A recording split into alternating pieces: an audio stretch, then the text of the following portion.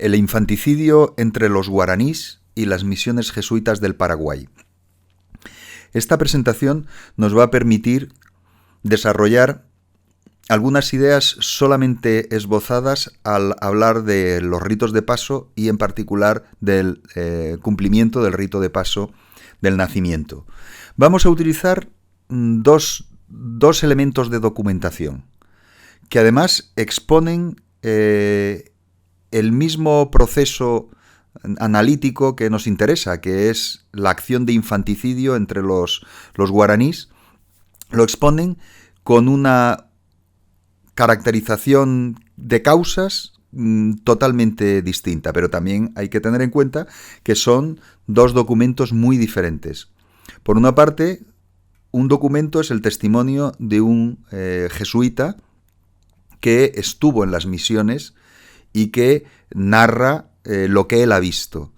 Y por otra parte, el otro documento es mucho más complejo de analizar, puesto que no se trata de ninguna narración, a pesar de lo que diga, que luego lo veremos, una narración que se base en un intento de exponer lo históricamente auténtico, sino que es una elaboración como las múltiples elaboraciones que se hacen y que tienen que ver con el modelo de narración, o si quieren llamarlo, los imaginarios de lo cinematográfico.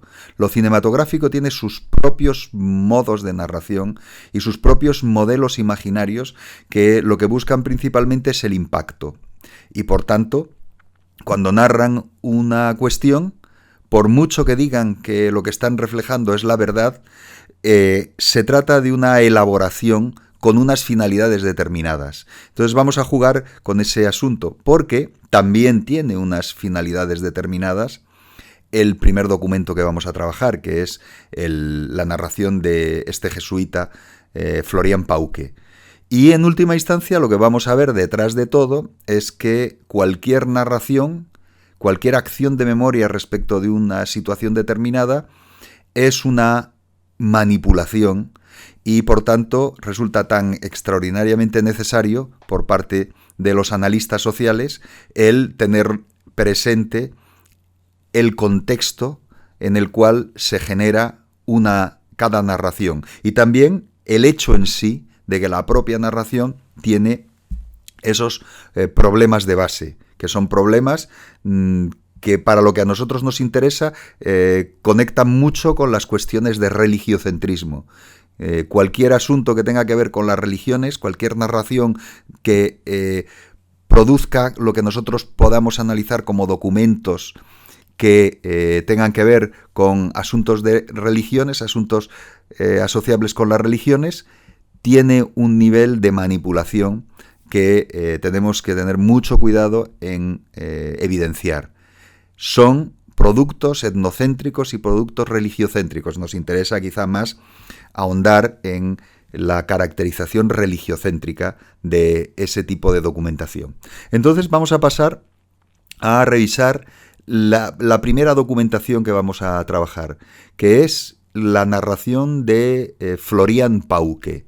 Florian Pauque lo expone, estuvo en la zona en que se produce la cuestión esta que narra, es decir, las acciones de infanticidio por parte de los guaraníes. Él fue jesuita en la misión o reducción de San Javier en 1749, estuvo allí. Estuvo en la zona del Paraguay, que es donde surge toda esta narración que nosotros ahora vamos a revisar. Estuvo desde 1748 a 1769, es decir que conoció de primera mano, por sus ojos, conoció toda esta cuestión. Dejó una obra manuscrita que ha sido publicada pues muchos siglos después de la muerte de este personaje. Fue publicada la conocemos nosotros a partir de los años 40 y esa obra la dejó en el monasterio de Zwettl en Suiza. Él era de allí, era suizo, germanófono y de formación alemana y de mentalidad alemana, es la que tiene. Y lo conocemos por la versión española esta que hizo Wernicke en su libro Hacia allá y para acá, que es la traducción de esa obra, que se llama Hin und Her, que en realidad en alemán pues más o menos quiere decir eso, de acá para allá, ¿no? Que se publicó en Buenos Aires en 1942, y el texto es un texto muy interesante y fue recogido por Vareiro y Dubiols en su libro, que es un libro muy bonito, Tentación de la Utopía, la República de los Jesuitas en el Paraguay, que cuenta justamente toda la historia de las misiones desde los documentos y desde la caracterización a lo largo del tiempo de ese fenómeno por parte de múltiples pensadores. Hay que tener en cuenta que sobre las misiones, con puntos de vista distintos, pensaron pues desde Voltaire a con una posición contraria a la acción de las misiones jesuitas, como tantos otros favorables a la acción jesuita. ¿Qué vamos a leer? Vamos a leer un testimonio de Florian Pauque, jesuita que estuvo en las misiones y por tanto ya sabemos que estaba evidentemente a favor de la acción misionera y de la acción que estaban realizando los jesuitas entre las poblaciones guaraníes. Entonces, bueno, pero nos interesa la parte del texto específica que trata del infanticidio.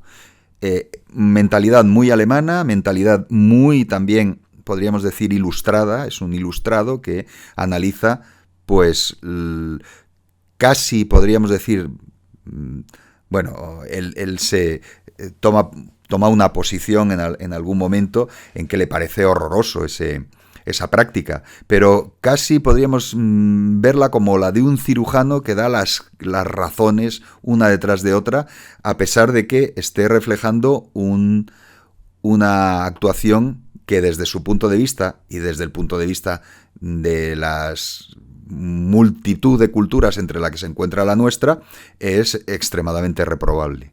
Entonces, bueno, pues vamos al texto propio suyo. Y dice, pero volvamos a la cuestión de por qué se hallan entre los indios tan pocos tullidos, y de estos ninguno que naciera como tal. Cualquiera que esté al corriente de las costumbres responderá que ello es debido a que los indios tienen la costumbre de dar muerte de inmediato a las criaturas que nacen con un miembro torcido o deforme, o con una mancha en la cara, o con falta de algún miembro. Así pues, solo quedan vivos aquellos que tienen todos sus miembros bien colocados y el cuerpo en general sin falta. Debo dar por buena esta explicación, puesto que yo mismo he constatado que así sucede, pero lo cierto es que aquellos a quienes las madres dan muerte no solo son niños con defectos, sería una especie de actuación de eugenesia, solamente dejar vivir a los que no tienen ningún defecto, ninguna enfermedad, ninguna minusvalía, podríamos decir. Dice, debo dar por buena esta explicación, puesto que yo mismo he constatado que así sucede, pero lo cierto es que aquellos a quienes las madres dan muerte no son solo niños con defectos, sino también criaturas totalmente sanas y con todos los miembros en perfectas condiciones. Sucede que esa no es la única causa, por lo cual no es raro que algunos niños sufran el mismo destino. Enumerémoslas. Está hablando el lógico, la persona lógica que dice, bueno, pues voy a dar las causas del infanticidio entre las poblaciones en las que yo estoy viviendo, las poblaciones guaraníes. Y dice, 1, digamos, si cuando una mujer india da a luz, el padre ha de ausentarse del lugar del alumbramiento debido a la falta de sustento o a la inminencia de un viaje largo, el indio ordena a su mujer que mate a la criatura, orden que la madre lleva a cabo con diligencia desnucando sin demora al recién nacido. Esto tiene lugar durante los primeros días posteriores al parto. El motivo de estas muertes es evitar que durante el viaje el niño sea una carga debido a su griterío y a los cuidados necesarios. Con todo, si la criatura logra sobrevivir hasta ser capaz de sonreír un poco a la madre o posee algún rasgo que sea del agrado del padre y la madre, estos se apiadan y le perdonan la vida. A un niño chillón, sin embargo, no tardan en retorcerle el pescuezo. Pasemos a la segunda causa. Cuando el marido sospecha que la criatura no es suya, ordena a la mujer que le dé muerte. Ella, con tal de disipar toda duda, se presta gustosamente a estrangular al niño ante la mirada del padre. En tercer lugar, cuando un hombre tiene ya demasiados hijos de una mujer, ordena a ésta que mate a todos los que nazcan, pues le resultaría demasiado fatigoso proveer al sustento de todos, sin contar con que en el curso de los viajes tal cantidad de criaturas se convertiría en un estorbo. ¿Qué son estos viajes? Pues que estamos hablando de poblaciones de cazadores-recolectores, poblaciones nómadas, poblaciones que están en movimiento. Entonces, si el nacimiento se produce en un momento que no conviene en el contexto de la acción de nomadismo, pues entonces se produce el infanticidio. Y sigue. En cierta ocasión, habiendo oído hablar de tan bárbara costumbre, sentí la curiosidad de saber cuántas de aquellas madres desnaturalizadas había en nuestra comunidad y se me contestó que tantas como mujeres, y que algunas de ellas habían muerto a 2, a 3 e incluso más criaturas. Aquella era la costumbre heredada de los antepasados, los cuales habían llegado a devorar a los niños muertos en tales circunstancias las que hoy en día, debido a la abundancia de alimentos, se suele enterrar. Entonces estamos hablando también de prácticas de canibalismo con estos recién nacidos no aceptados por, en este caso están hablando del padre, lo ven individualmente, pero en el análisis general, por medio de la teoría general del rito, lo que detrás de las palabras de Florian Pauke, lo que estamos viendo es una caracterización de el rito de paso y de las razones por las cuales el rito de paso no se cumpliría, el rito de paso del nacimiento no se cumpliría para ciertos nacidos biológicamente pero no aceptados por el grupo. En este caso se individualiza, pero detrás está en cierto modo también la idea del grupo. El grupo no acepta a un miembro y por tanto no es tenido por humano. Y de hecho se le trata, incluso aquí lo dicen muy claramente, se le trata como se trataría a los animales, es decir, que se les devora. ¿Y qué es lo que ha ocurrido? ¿Qué es lo que han hecho los jesuitas? Los jesuitas a las misiones las llamaban reducciones. El término que utilizaban era reducción, que es la reducción, reducir cazadores-recolectores nómadas a poblaciones sedentarias. A sedentarios. Cuando las poblaciones se sedentarizan, viven de la agricultura genera mucha más comida que la caza-recolección y por tanto dicen, hoy en día debido a la abundancia de alimentos, se suele enterrar a estos recién nacidos no aceptados. Entonces, bueno, pues ya vemos una acción de infanticidio que nos da Florian Pauke algunas pautas. Desde luego hay un infanticidio eugenésico que tiene que ver con que tenga defectos, según los cánones de esa sociedad, tenga algún defecto el recién nacido, pero si, y lo dice bastante claramente, si tiene algo del gusto del padre y de la madre, entonces no se le aceptaría, lo cual es, podríamos llegar a pensar que si reconocen algo en ese recién nacido, a pesar de que incluso pudiera tener algún tipo de, entre comillas, defecto, pues lo aceptarían. Resulta, por tanto, interesante el testimonio de una persona que evidentemente no tiene ni idea de lo que es un rito de paso, ni idea de lo que es la comparación etnográfica, pero nos da pautas que nosotros desde un instrumento operatorio para pensar nos resulta muy interesante.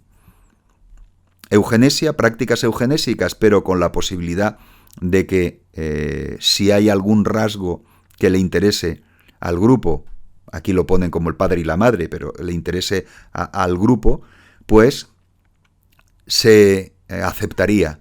Y luego el segundo, además del tema del de que no sea un hijo del padre, bueno, pues eso es, digamos que habría detrás un contexto más moral, quizá, que en este asunto, que provenga del engaño, que no sea hijo fruto de la unión de el padre y la madre, y por tanto sea un hijo de otro varón, y entonces tiene dudas y por tanto lo manda a matar. Pero la tercera es sumamente interesante, porque tiene que ver con la acción de nomadismo, la acción de movimiento. Cuando el parto no se produce en el momento adecuado, no se acepta. Y luego dice, todas las mujeres lo han hecho. Todas las mujeres de la comunidad, según él plantea, pues lo han hecho. Entonces nos da una serie de ideas. Pasamos al infanticidio guaraní. Está hablando de lo mismo, pero como se expone en la película La Misión, The Mission. La Misión es una película de 1986, extremadamente impactante, tiene una música espectacular, tiene unas imágenes extraordinarias. Tuvo, en fin, la Palma de Oro a la mejor película en Cannes en el 86, el Oscar a la mejor fotografía, tuvo 6 nominaciones más al Oscar en el año 87, los premios de la British Academy, tuvo 8 nominaciones y 3 premios, el premio Donatello al mejor filme extranjero del año 87, entre otros. Es decir, que fue extraordinariamente bien acogido por la crítica, por los galardones. Es una película impactante y muy bonita, es extraordinaria, es una película extraordinaria en todos los sentidos, pero expone las cosas de una manera muy particular, este asunto del infanticidio. Y hay que tener en cuenta que asesoró al equipo y participó brevemente también como actor el jesuita Daniel Berrigan, muy conocido por su activismo religioso y político y como escritor. Muy inserto Daniel Berrigan en la teología de la liberación y en los modelos de entender la acción misionera que planteaba la teología de la liberación católica. Entonces, bueno, pues aquí vemos que es una película que tiene una asesoría con una persona que tiene un conocimiento profundo de la cuestión. Resulta extraordinariamente chocante que con una asesoría tal, con un asesor de estas características, se plantea algo como lo que se plantea y se genere un relato como el que se genera en esta película, que les aconsejo que si pueden la vean. Lo que pasa es que la van a ver con otros ojos que después de lo que ahora vamos a plantear. Entonces, ¿cómo lo cuenta? En el minuto 55 expone la razón para el infanticidio guaraní y dice, tenemos por una parte claro, los actores son espectaculares, Jeremy Irons, que es el jesuita que está defendiendo, hacen una especie de juicio que parece una especie de juicio inquisitorial, en que hay dos bandos, por una parte los jesuitas que están intentando defender a los guaraníes y por otra parte las autoridades políticas coloniales que están intentando pues acabar con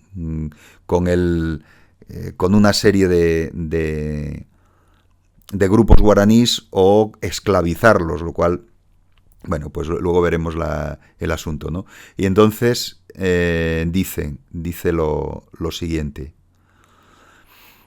Él plantea que en la selva no hay nadie más que Dios y los guaraníes, es lo que dice el jesuita que está hablando. No hay más que Dios y los guaraníes. Y dice, y no son de naturaleza animal. Están planteando en este juicio,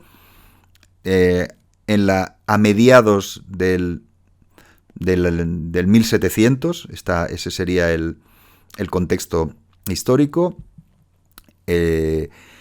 están planteando que los indios no son humanos, asunto que estaba ya resuelto pues desde los escritos de Bartolomé de las Casas, por ejemplo, habían llevado a que la legislación española, la legislación de la corona española, diese por supuesto, este asunto de que los indios eran animales lo tenía superadísimo desde siglos atrás. Es decir, que en sí la cuestión es una cuestión pues que queda muy bien desde el punto de vista fotográfico, queda muy bien desde el punto de vista de la narración cinematográfica, pero desde el punto de vista de la narración histórica, en fin, es otra cosa. Y además no había esclavización de los indios por parte de la corona de castellana, vamos, la corona española. Otra cosa distinta era la corona portuguesa, que había, sí había, pero muchos de ellos eran ilegales, los llamados bandeirantes paulistas, que eran cazadores de esclavos, pero muchos de ellos eran bandoleros, o sea, no estaban, como plantea la película, que había detrás, digamos, que intereses de los grandes terratenientes, intereses del poder, el poder colonial tanto portugués como español. Entonces, bueno, pues está el jesuita que dice que no son de naturaleza animal y que son espirituales, que son seres espirituales. Y dice uno de los funcionarios o de los personajes del poder colonial, dice, ¿son espirituales? Dice, no son espirituales, matan a sus hijos. Y entonces el otro, es decir, plantea que el infanticidio está demostrando que son como animales, que no son seres espirituales. Entonces dice el jesuita de nuevo, eso es cierto, puedo contestar, a cada hombre y mujer se le permite un hijo. Si nace un tercero lo matan. Pero no es un rito animal, es por supervivencia. Solo se puede correr llevando un niño. ¿Y por qué corren? Para huir de nosotros. Huyen de la esclavitud. Y entonces el gobernador español dice tonterías. Este es el diálogo, esta es la exposición de las razones del infanticidio entre los guaraníes. Razones relacionadas, según plantea la película, directamente con un asunto que es el de la esclavización.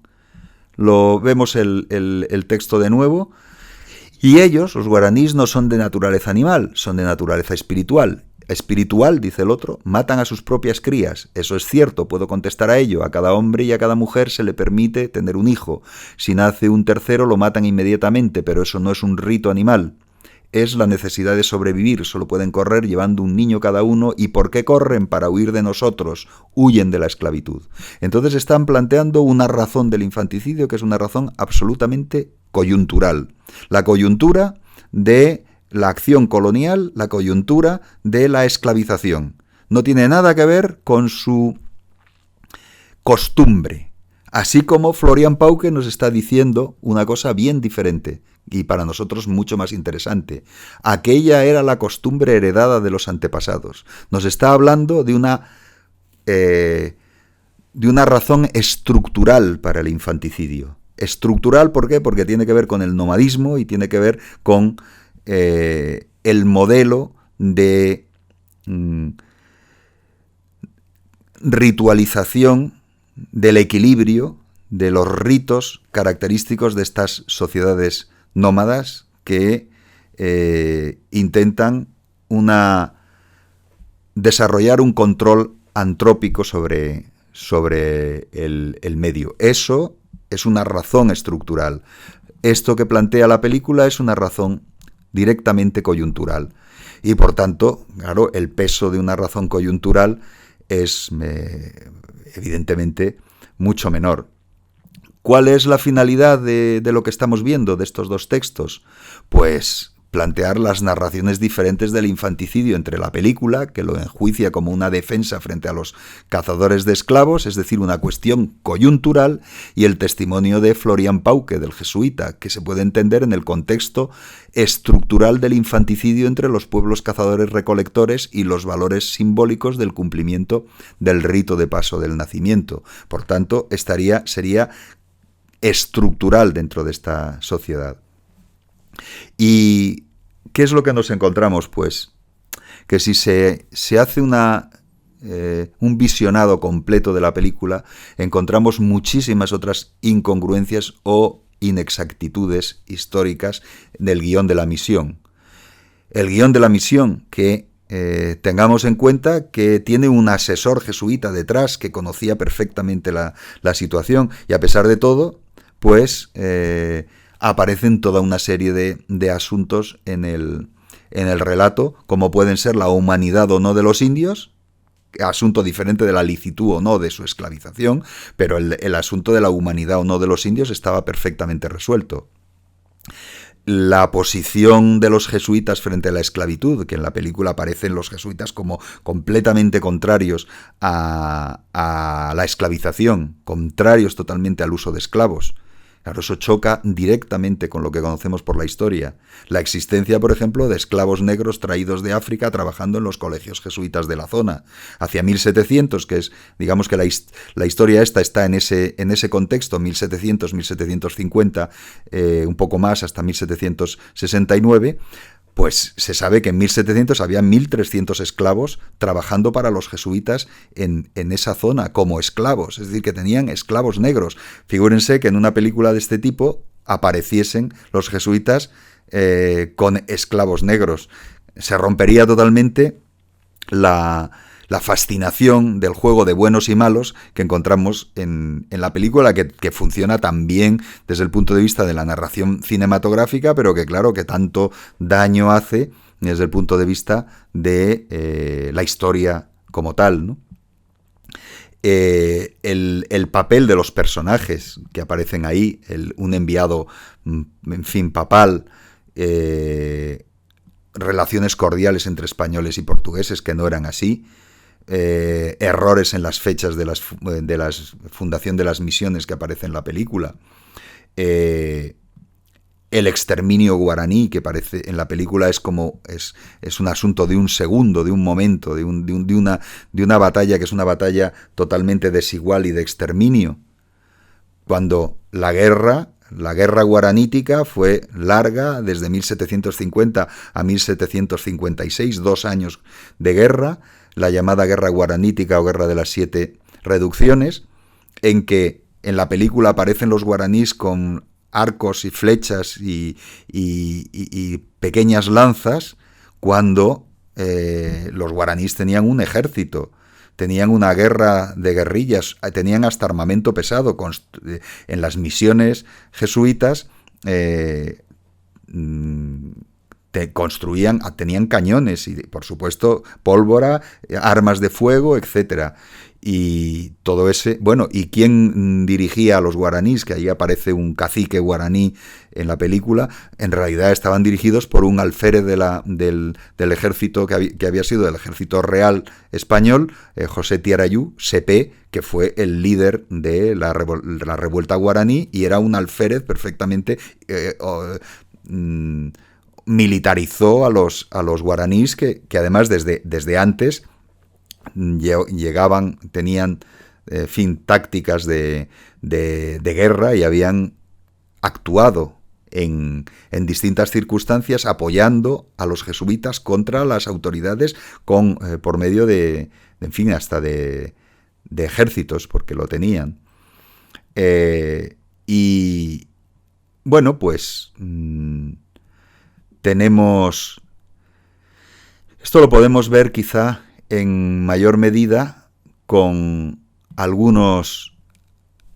En fin, con las propias acciones, lo que hicieron los guaraníes y lo que hicieron los jesuitas junto con los guaraníes.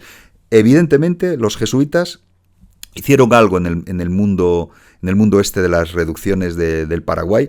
También lo hicieron en otras zonas, en California, en otras zonas en que el Imperio Español era tan extenso que no tenía capacidad de control sobre ciertos territorios, y entonces dejó parte de ese control en manos de las órdenes religiosas, y particularmente los jesuitas hicieron una especie de experimentación, que es mantener la lengua, y aquí vemos...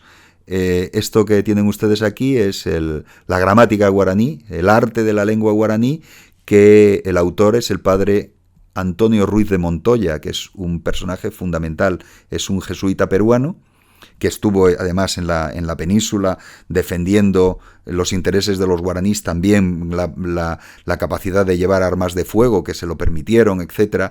El padre Antonio Ruiz de Montoya, que fue uno de los que estuvieron en la construcción de estas reducciones del Paraguay, y aquí vemos su gramática, o el arte, el catecismo en lengua guaraní. ¿Qué es lo que hacían los jesuitas? Se hablaba en guaraní, no se hablaba en español en las misiones. Había una especie de organización específica, hasta con una lengua distinta de la que hablaban los de los alrededores, los no jesuitas y los demás de los alrededores, las autoridades, por supuesto, y por tanto los intermediarios con los guaraníes eran los jesuitas, que eran los únicos que eran capaces de hablar su lengua, y que además ya vemos que hacían sus tratados de estos, sus gramáticas incluso, para tenerlo claro, donde se imprimieron estas obras. Pues lo tienen abajo, en el pueblo de Santa María la Mayor, en el año del Señor de 1724 se hizo el libro de Ruiz de Montoya, se imprimió el libro de Ruiz de Montoya. Y el catecismo en guaraní, también en el pueblo de Santa María la Mayor. ¿Qué es el pueblo de Santa María la Mayor? La reducción o la misión de Santa María la Mayor. Es decir, en las misiones tenían imprentas donde se imprimían estos libros. Una de ellas, la del Ruiz de Montoya, y la otra del cacique Nicolás Yapugay, que antes de... Bueno, sí, estábamos planteando algunos asuntos interesantes, que es, la película nos plantea unos pobres indios a pie, lanzando flechas contra ejércitos a caballo, con cañones, con armas de fuego, con técnicas militares de la Europa moderna. Pues esto es... Florian Pauque pintaba también y hacía representaciones de lo que él veía. Y aquí vemos la caballería guaraní. Caballería guaraní. Aquí vemos el ejército guaraní. En una de las misiones, esto es una de las misiones, están preparándose el ejército guaraní organizado como si fuera una caballería de cualquier ejército del momento. Es decir, y tenían pues armas de fuego, y tenían toda una serie de cañones también, artillería, tenían todo este asunto. ¿Dónde está el choque más fuerte que nos produce una película así? Pues en que la película empieza con esta nota que dice, bueno, pues the historical events represented in this story are true.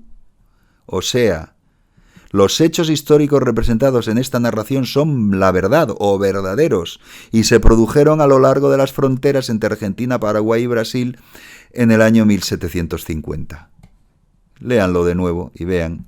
Así empieza la película, diciendo, estamos contando la verdad. Y la verdad resulta que no ni se parece a la realidad. Desde el punto de vista histórico, sería mucho más interesante ver a los guaraníes con artillería propia luchando contra los ejércitos coloniales. Lo que pasa es que, claro, el juego buenos y malos ya no sería tan fácil, porque te encontrarías guaraníes armados con armas de fuego, armados con artillería, y no indios con flechas y azagallas luchando contra artilleros y luchando contra unos ejércitos que los masacraban. Entonces, bueno, pues dense cuenta. Y luego, ¿cómo termina? Pues termina con otro de estos textos fundamentales que, en cierto modo, está detrás la acción de asesoramiento que hemos visto antes. Dice, en traducción, los indios de Sudamérica mantienen todavía hoy una lucha en defensa de su tierra y su cultura, buen número de los sacerdotes que, inspirados por la fe y el amor, continúan apoyando los derechos de los indios y la justicia, lo hacen con peligro de sus vidas. Es decir, que está presentizando esta historia de los guaraníes. No interesa la historia de los guaraníes. O sea, la historia de los guaraníes es un pretexto para hablar de lo que está ocurriendo con la teología de la liberación en la Latinoamérica de ese momento, de cuando se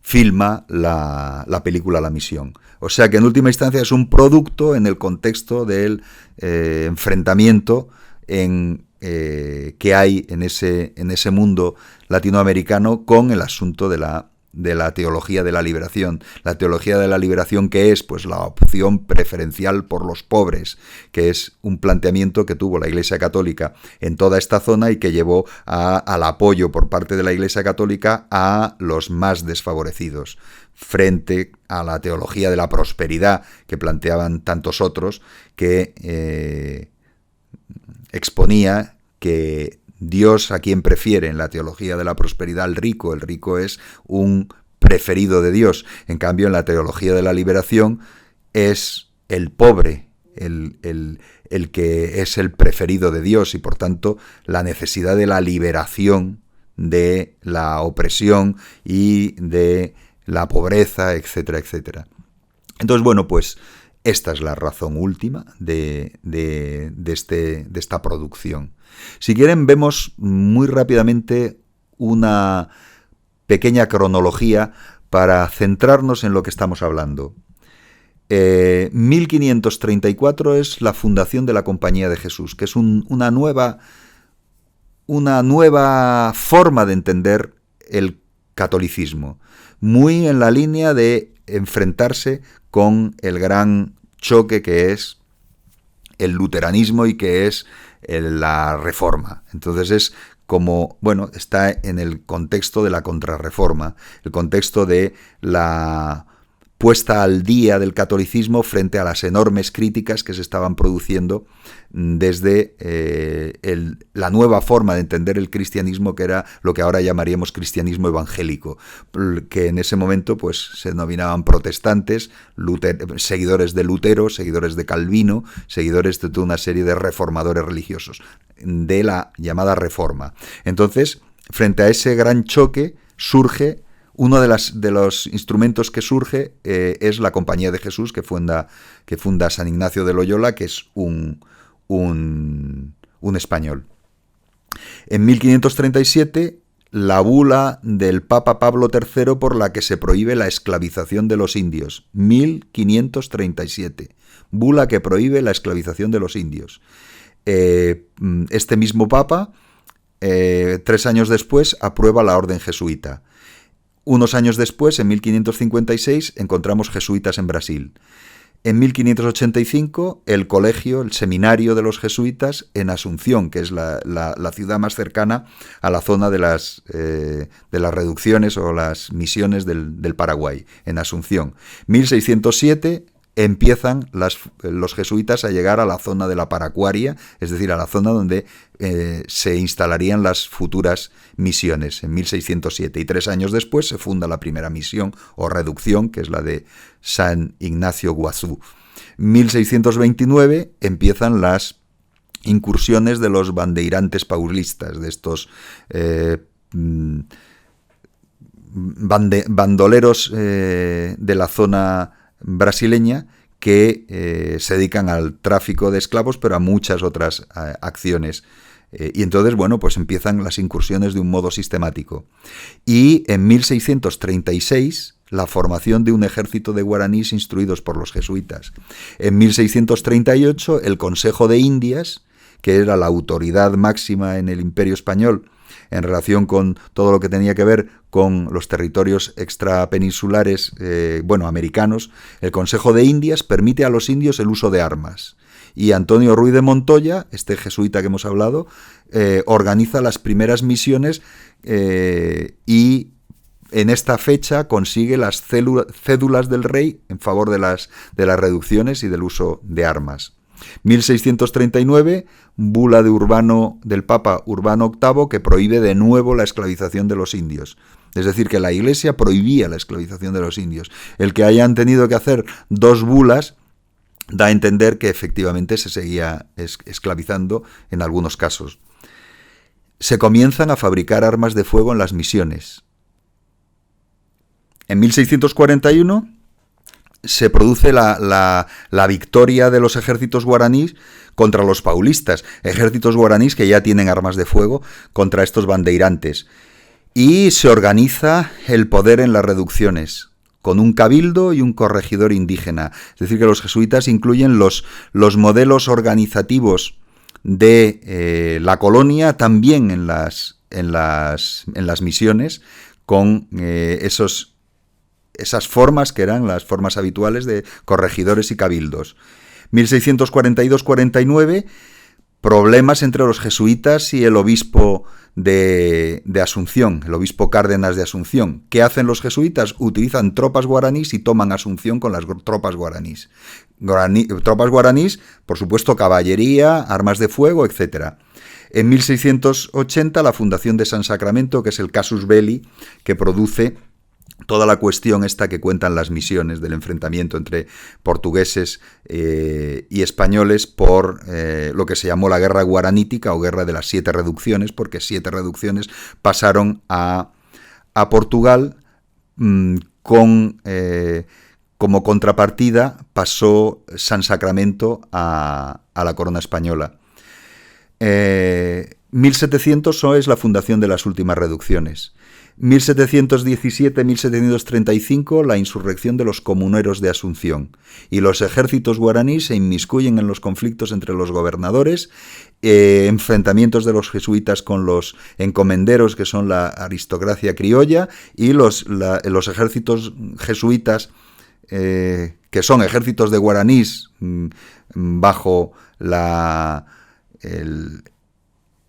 acción de los jesuitas y el interés de ellos, pues se inmiscuyen en todos estos asuntos. 1750 es lo que cuenta la propia película. El 13 de enero es el Tratado de Madrid, que tiene la cláusula es 14 a 16, las 7 reducciones orientales pasan a Portugal a cambio de la colonia de San Sacramento. 1751, instrucciones muy claras del prepósito general de los jesuitas, Ignacio Visconti, para abandonar las misiones afectadas, las 7 misiones. Y parece que los jesuitas lo hacen así, abandonan las misiones. Luego, en 1752, la llegada del comisario plenipotenciario jesuita, que es Lope Luis Altamirano, y la llegada de un comisario real español para el cumplimiento del tratado, que es Gaspar de Munive, marqués de Valdelirios, y el comisario portugués para el cumplimiento del tratado y gobernador de Río de Janeiro es Gómez Freire de Andrade, que exige el abandono de las 7 misiones. Hay una rebelión de 4 de las misiones o reducciones, que son San Nicolás, San Juan Bautista, San Ángel y San Miguel, contra la autoridad civil y contra la autoridad de los jesuitas. 1753, que ya es el comienzo de la guerra, Cepé, alférez José Tierayú, hostiga a la comisión delimitadora del territorio a entregar. Altamirano da confusas órdenes. 1754 ya se desarrolla la guerra de las 7 reducciones o guerra guaranítica. El gobernador de Buenos Aires es José de Andonaegui, que dirige el ejército español, que se retira sin combatir, y Gómez Freire es derrotado por el ejército guaraní y pide una tregua en 1754. En 1755 Cepé, con táctica de guerrillas, hostiga a los ejércitos español y portugués. 1756 es la muerte de Cepé y la derrota decisiva del ejército guaraní en Cayabaté, donde murieron 1.311 guaraníes frente a 4 soldados españoles portugueses. Este es lo que teóricamente narraría la misión, pero claro, desde un modelo completamente distinto de exposición narrativa, en que ese juego entre el arco y la flecha contra el cañón, que evidentemente no es la realidad. Y luego es la rendición y el perdón real en la reducción de San Miguel. Se hacen investigaciones sobre la participación de los jesuitas en la guerra, que se sobreseyeron porque no se consiguió demostrar, y había muchos intereses para intentar culpar a los jesuitas de tantos años de derrotas frente a los ejércitos guaraníes. No podían entender que los guaraníes, estos indios, pudiesen ellos solos, sin europeos a la cabeza, sin jesuitas a la cabeza, vencer a los ejércitos coloniales como habían hecho así. No lo podían entender y utilizaron a los jesuitas como cabeza de turco, en cierto modo. 1759 es la expulsión de los jesuitas del Brasil. 1765 Carlos III revoca el Tratado de Madrid. El 1767 el decreto de expulsión de los jesuitas firmado por Carlos III, y 1768, que es lo que hemos visto, que es cuando ya Florian Pauque deja el territorio, es la expulsión efectiva de los jesuitas de América. Y las reducciones pasan a los franciscanos, se van despoblando progresivamente y pasan de 142.000 habitantes que había en las reducciones cuando estaban los jesuitas a 36.000 en 1805. Aquí vemos algunas representaciones de Florian Pauque, de los guaraníes llevando a los jesuitas, cargando a los jesuitas, vadeando los ríos con ellos, y esta situación un poco de control, que es en última instancia lo que hay detrás, el control jesuita respecto y la posición privilegiada de los jesuitas en ese contexto del mundo guaraní, posición privilegiada que les hacía, en cierto modo, que los guaraníes, salvo ya en la guerra, que parece que no participaron los jesuitas, pero en toda la época anterior, que los guaraníes estuvieran, en cierto modo, sometidos a los intereses de los jesuitas. ¿Qué nos encontramos? Pues que hay unos problemas históricos detrás del guión que no tienen en cuenta lo que ocurrió, lo que estamos viendo, y así lo estamos haciendo de un modo muy, muy por encima de lo que ocurrió en la realidad de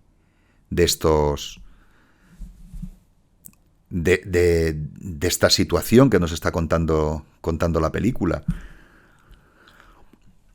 En la película nos dicen la necesidad de abandono de la misión de San Carlos, cuando no estaba entre las reducciones a traspasar por el Tratado de Madrid. Solo se tenían que traspasar las 7 misiones o reducciones orientales: San Lorenzo, San Nicolás, San Luis, San Borja, San Juan, San Ángel, San Miguel. Y de repente la que escogen para la película, teóricamente la última y tal, esta misión de San Carlos, no estaba en el territorio que pasó a los portugueses. Es decir, que hasta la geografía de lo que está narrando no es la geografía histórica que bien conocemos, ¿no? Además, no se revelaron las 7 fundaciones que pasaron a los portugueses, y no solo 4: San Nicolás, San Juan Bautista, San Ángel y San Miguel. Ninguna, no la que aparece en la película.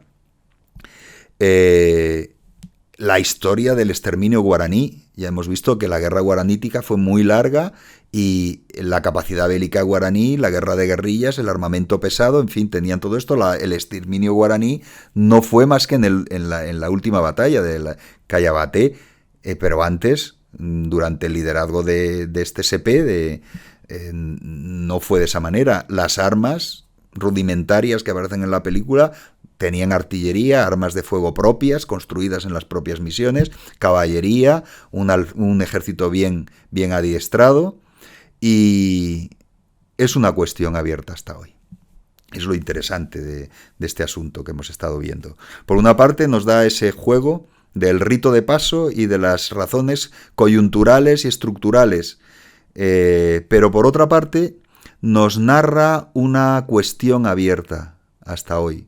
Estas reducciones del Paraguay fueron una utopía, fueron el reino de Dios en la tierra, como plantean los favorables, o un sistema de controlar y colonizar a poblaciones refractarias, como son las los cazadores-recolectores, que son tan difíciles de controlar, porque están en ámbitos de selva, son nómadas y es muy difícil controlarlos. Y la forma de controlarlos es reducirlos a agricultores, es sedentarizarlos. Al sedentarizarlos puedes controlarlos, los puedes ubicar en un territorio del cual no escapan. Y entonces son mucho más fácilmente controlables, ¿no? Entonces, bueno, pues hay de todo, ejemplos de los que lo ven favorablemente, ejemplos de los que lo ven contrarios. Las fuentes jesuitas son muy favorables a lo que hicieron y lo plantean como el santo experimento, el sagrado experimento, uno de los pocos momentos en la historia de la humanidad en que se estuvo a punto de conseguir un reino de Dios en la tierra. Pero por otra parte, pues por ejemplo, Voltaire cita las reducciones en algunos de sus libros, en la parte tercera de su Essai sur les mœurs et esprit des nations del año 1756, ensayo sobre las costumbres y el espíritu de las naciones, que lo publicó en 1756 y hace añadidos sobre el Paraguay en la edición de 1761. O, si lo quieren leer, que es mucho más fácil de encontrar, y además es es una narración muy humorística, el capítulo 14 del Candide de Voltaire de 1759, en que aparece Cándido, que va yendo de acá para allá, pues termina en la zona de las reducciones. Y por supuesto, Voltaire es muy, muy contrario al modelo este es justamente, lo ve como un control por parte de los jesuitas férreo sobre los indígenas. Y lo ve como una forma extraordinariamente hábil de control, como por tanto no es ninguna utopía, ni es el reino de Dios en la tierra. Justamente lo contrario, es una especie de distopía lo que según Voltaire han producido los jesuitas. Lo que pasa es que lo hace de un modo muy humorístico, entonces es una crítica muy humorística. Esta imagen idealizada de los guaraníes al modelo del buen salvaje, que hay que tener en cuenta que esta es la época en la cual se va construyendo esa forma que vemos desarrollada en Rousseau del buen salvaje. El buen salvaje, que la civilización lo que va a hacer es distorsionarlo y destruirlo. Ese planteamiento pues lo encontramos muy asociado con este asunto de la idealización de los guaraníes, la idealización también por parte de los jesuitas de las reducciones, que lo encontramos claramente narrado en la película. Aparece de un modo muy claro.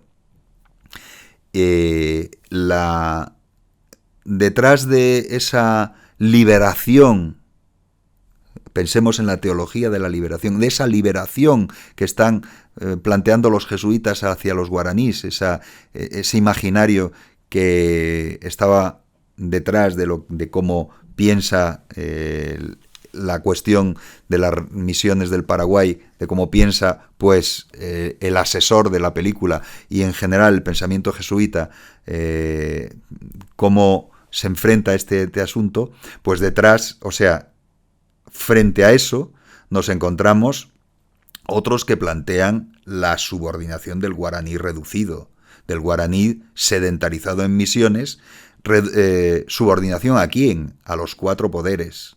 El de los jesuitas, en sus diferentes jerarquías que desembocan en el Papa, en el del gobernador de la provincia de La Plata, en el de sus superiores, el virrey del Perú y el rey de España, y el del clero secular, el obispo de Asunción, subordinado al de Buenos Aires, el cacique, el cabildo y las autoridades indígenas. Eso es lo que finalmente nos encontramos.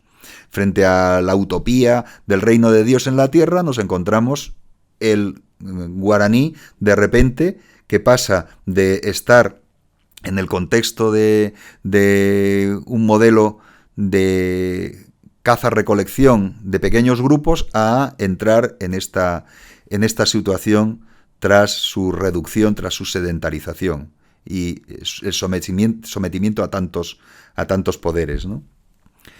Y los jesuitas impedían a los guaraníes que estudiasen español para que no tuviesen contacto directo sin su intermediación. Y por tanto, todo este asunto que hemos visto antes del desarrollo del guaraní en las imprentas de las reducciones. Total, ¿qué nos encontramos? Pues que necesitamos enjuiciar el intento de la película de comparar las reducciones y su fracaso con la teología de la liberación de la década en que se filmó la película, y la referencia esta que hemos visto a los sacerdotes que dan su vida, ¿en referencia a qué? Pues a los casos del Salvador, con la muerte del arzobispo Arnulfo Romero, que en la iglesia actual se ha convertido en un mártir y en un santo, que fue asesinado durante la misa en la Catedral de San Salvador en 1980. Y que, en cierto modo, la película lo está rememorando en la muerte del jesuita que se produce. Si ven la película lo verán, la muerte del jesuita que se produce, el jesuita que lo representa Jeremy Irons, y que bueno, pues es casi un remedo de la muerte de Romero, ¿no? del arzobispo Romero. O también el asesinato de Ignacio Ellacuría, que era español, el rector de la Universidad Centroamericana de El Salvador, y de 5 jesuitas asesinados en 1989, un poco después de todo de esta película. Es decir, que es este contexto, ¿no? Y finalmente, pues plantear si no han sido sistemas de destrucción cultural de poblaciones impermeables a la colonización y los modos de pensamiento occidentales, es decir, instrumentos particularmente depurados del colonialismo, lo que encontramos aquí. Evidentemente eso no es la forma en que lo plasmaría un Voltaire, pero la idea podría expresarse de esa manera, la idea tal y como la plantearían algunos de los actuales, podría expresarse de esa manera, es decir, sistemas de destrucción cultural. Y también, pues claro, como última idea, los límites de la recreación artística. Un elemento clave es desentrañar el pensamiento binario en la película, el juego buenos y malos en que los jesuitas y los guaraníes no presentan caracteres negativos, son pacíficos, sociables, puros de espíritu, con las virtudes bíblicas, frente al cinismo, la avaricia o la estupidez de los coloniales portugueses o españoles. Y ¿qué nos permite? Pues reflexionar sobre el valor documental de las obras de arte como La Misión, que aparecen como productos diseñados con finalidades específicas. ¿Específicas que son? La ideología del momento, los años 80, y no como reflejos históricos, a pesar de lo que expone la propia película y lo que expone en lo que hemos colocado como documento 1, que es esto. A pesar de lo que expone esta idea de que es la verdad, no es así, evidentemente. No es un reflejo histórico, no está narrando la historia. Es un producto diseñado con finalidades específicas. Entonces, volvemos otra vez al análisis de texto y contexto. El texto y su contexto, fundamental. Tanto para Florian Pauque, el contexto de las misiones, como para la película La Misión. Los contextos son fundamentales. Y claro, para nosotros, toda esta cuestión del infanticidio, que es en última instancia lo que hay detrás de nuestro interés, la cuestión del infanticidio, ¿cómo lo vemos? ¿Cómo lo podemos procesar y entender? Pues evidentemente no lo entendemos, no lo podemos entender como un asunto coyuntural. Lo tenemos que evidentemente entender como una cuestión estructural en el contexto de ¿qué? En el contexto del cumplimiento o no de un rito de paso, y por tanto de la caracterización de los guaraníes como cazadores recolectores, conectados con lo que podríamos denominar o hemos denominado religiones nómadas, que el elemento fundamental en las religiones nómadas son los ritos de paso, y el primero ¿Qué gran cambio se produce con la sedentarización? Se produce sedentarización y conversión al catolicismo.